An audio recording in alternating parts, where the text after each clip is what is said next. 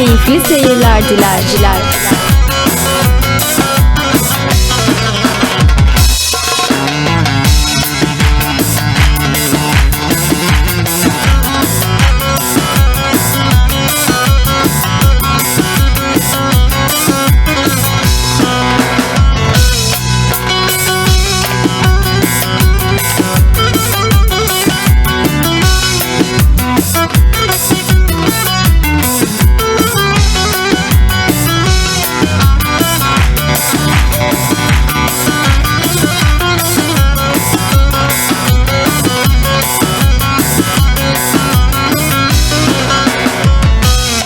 Sonu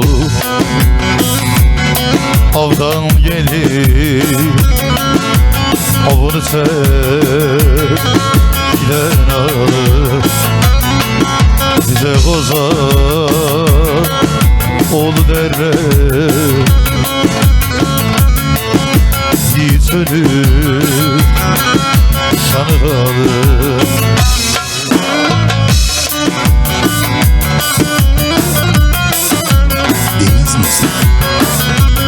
Canlı yerim Vedat dayı.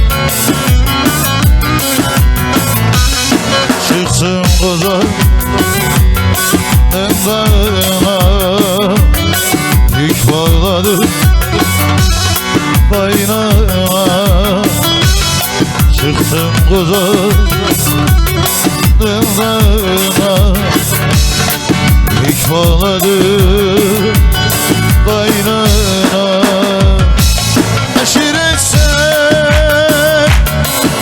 Haber geldi, çıkalı var sandığına. Aşiretse haber geldi, çıkalı var sandığına.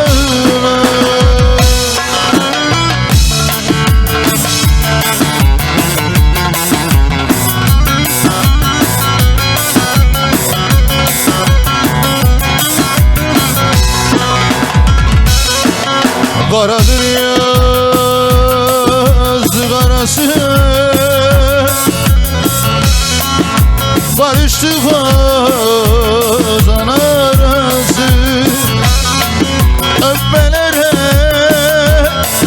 kıyamazdı,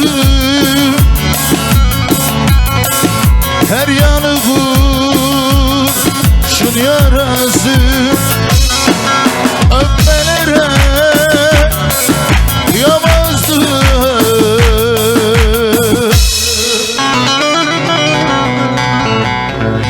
her yanısın diyarı. Sadıç Hacı damadı bir an söyledi mi?